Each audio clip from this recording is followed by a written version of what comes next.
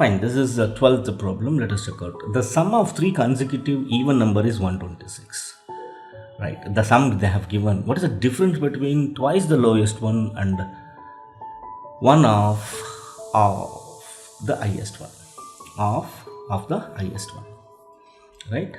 So let us check out here. The sum of three consecutive. Let the numbers be x, x plus 2 and x plus 4. Why I took this? Suppose, so even numbers means what? The number which is divisible by 2, right? That is, suppose if you take 2, the next number will be 4, 6, 8, 10 and so on, right? Suppose if I consider it as 2 as x, so 4 will be x plus 2, 6 will be x plus 4, 8 will be x plus 6 and so on. Right, that's what I took here, x plus 2 and x plus 4.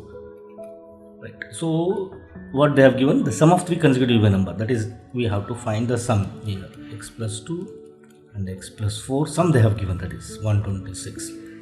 Add it here, 1, 2, 3, that is 3x plus 6 is equal to 126, or 3x is equal to 126 minus 6, which is going to be 120.